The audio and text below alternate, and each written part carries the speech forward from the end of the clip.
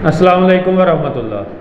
हमारे नबी हज़रत मोहम्मद सल्लल्लाहु अलैहि वसल्लम की एक हदीस है, सही मुस्लिम में 7162 नंबर हदीस है।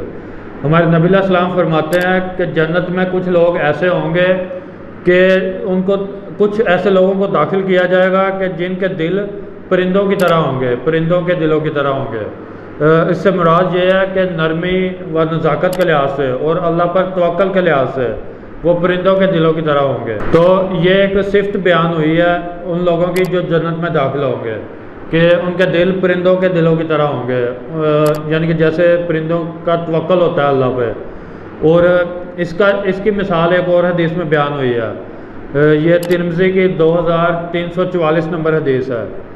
हमारे नबी सल्लल्लाहु फरमाते हैं कि अगर तुम लोग अल्लाह पर तवक्कल करो जैसा कि उस पर तवक्कल करने का हक़ है, तो तुम्हें उसी तरह रिज़्क़ मिलेगा जैसा कि परिंदों को मिलता है कि सुबह को वो भूखे पेट निकलते हैं और शाम को आसूदा वापस आते हैं, कि यानी कि शाम को पेट भरा हुआ लेके वापस आते हैं, सुबह को वो खाली पेट निकलते हैं। तो इस हदीस में बयान हुआ है कि अगर तुम इस तरह का तवक्कुल रखो तो अल्लाह ताला तुम्हें भी उसी तरह से रिज़्क़ देगा। तो ये इस दूसरी हदीस से हमें पता चल गया कि परिंदों का तवक्कुल किस तरह का होता है अल्लाह ताला पे, कि इस तरह होता है कि उन्हें फ़िक्र नहीं होती, वो सुबह निकलते हैं रिज़्क़ की तलाश में और शाम को वो वापस आते हैं, तो उनके पेट भरे हुए होते हैं। ये अल्लाह ताला ने उन्हें रिज़्क़ दिया और उनका तवक्कुल है जो कि इस हदीस में बयान हुआ है। तो इंसान को भी इसी तरह करना चाहिए, क्योंकि ये एक सिफ्त भी बयान हुई है कि जन्नत में इस तरह के लोग दाखिल होंगे। हमारा भी इसी तरह तवक्कुल होना चाहिए कि हम अगर कोई कारोबार करते हैं फिर भी हमें हमारा ईमान ये होना चाहिए कि ये अल्लाह ताला की मदद के साथ ही हमारा ये काम चलेगा, फिर हमें रिज़्क़ मिलेगा। हम कोई भी काम करते हैं हमारा ये तवक्कुल होना चाहिए, अल्लाह ताला पे एक यकीन होना चाहिए कि अल्लाह ताला की मदद से मेरा ये काम चलना है। और अगर अल्लाह ताला की मदद इसमें शामिल नहीं होगी तो मेरा ये काम जो है ये इससे मुझे फ़ायदा नहीं होगा। अगर चाहे ज़ाहिरी तौर पे फ़ायदा हो, हकीकत में फ़ायदा नहीं होगा। आप अगर कोई दुनियादार लोगों को देखें तो आप कई बार देखते होंगे उनका बड़ा कारोबार चलता है, काम भी चलता है, तो आप कहते होंगे कि यार ये तो कोई इनका ईमान भी बहुत पुख्ता नहीं है, कोई अल्लाह पे तवक्कुल भी नहीं रखते, इनका काम क्यों चलता है। तो आपको ये समझ लेना चाहिए कि वो लोग जो हैं वो हमारे लिए आजमाइश है और उन लोगों के लिए सिर्फ दुनिया मौजूद है, यानी उनको सिर्फ दुनिया मिलनी है। ये अल्लाह ताला ने कुरान में जगह जगह बता दिया है। यहाँ तक कहा गया है, ये अल्फाज भी आए हैं कुरान में कि तुम्हारे लिए इन लोगों का जो ठाट बाट से शहरों में घूमना है ये तुम्हें हैरत में ना डाल दे, ये तुम्हें फ़िक्र में ना डाल दे। इस तरह के लफ्ज़ भी आए हैं। बार बार अल्लाह ताला ने ये चीज़ें हमें बताई हैं कि ये जो दुनियादार लोग हैं ये हमारे लिए सिर्फ आजमाइश है, कि इनको देख के क्या हम गुमराह होते हैं, क्या इनको देख के हम भी भटक जाते हैं कि हम कहें कि यार ये लोग तो वैसे कमा रहे हैं और इनको इतना अच्छा मिल रहा है। हम अल्लाह ताला पे यकीन भी रखते हैं, नमाज़ें भी पढ़ते हैं, कुछ नेक काम भी करते हैं, लेकिन फिर भी पीछे रह जाते हैं। तो हमें ये चीज़ समझ लेनी चाहिए कि हमें जितना मिल रहा है उस पर अगर शुक्र अदा करेंगे उस पर हमें अजर मिलेगा। उनको जो मिल रहा है उस पर वो शुक्र भी नहीं अदा कर रहे, वो सिर्फ उनको दुनिया के लिए मिला हुआ है, वो एक आजमाइश है।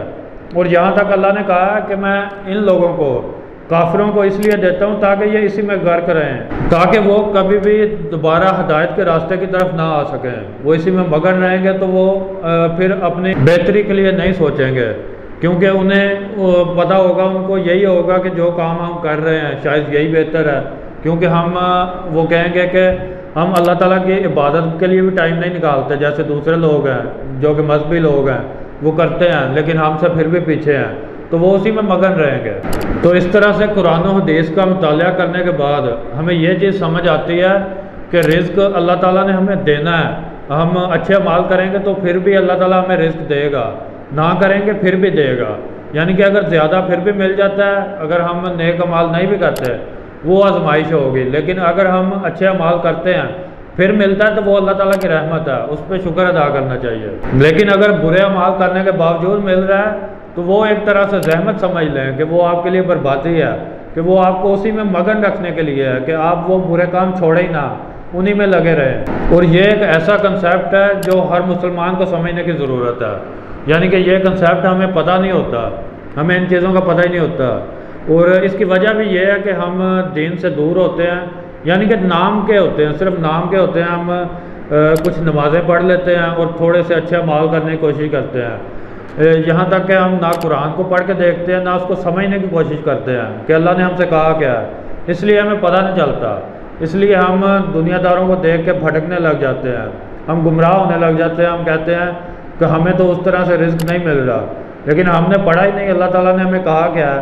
अल्लाह ताला ने जो चीज़ें हमें बताई हैं, सब्र शुक्र करने का जो बताया है, और जो बताया कि इनको रिज़्क मिलता है, इनको कई बार गुमराह करने के लिए भी मिलता है कि ये इन चीज़ों में लगे रहें। तो इस तरह अगर हम चाहते हैं कि हमें सही चीज़ों की समझ आए कि अल्लाह ताला ने हमें कहा क्या है, हमारा मकसद क्या है इस दुनिया में आने का, और इबादत का मकसद क्या है, और ये जो रिज़्क है इसकी तकसीम क्या चीज़ है, ये चीज़ें अगर हमने समझनी है तो हमें चाहिए कि हम कुरान का मुतालिया करें, उसको समझें, अहादीस का मुतालिया करें, ताकि हम सही मानों में मुसलमान बन सकें, ना कि सिर्फ कुछ चीज़ों पे अमल करने वाले मुसलमान। और इसी में हमारी कामयाबी है अगर हम इस तरह से करेंगे। अगर हम पूरे के पूरे इस्लाम में दाखिल होंगे, सही तरह से हम इसको समझेंगे, तो इसी में हमारा फ़ायदा है। तो उम्मीद करता हूँ कि मेरी इन बातों से किसी को फ़ायदा होगा। अगर किसी को कोई फ़ायदा हो तो मेरे लिए दुआ करिएगा। अब इंशाल्लाह नेक्स्ट वीडियो के साथ मिलेंगे। अस्सलाम वालेकुम व रहमतुल्लाह।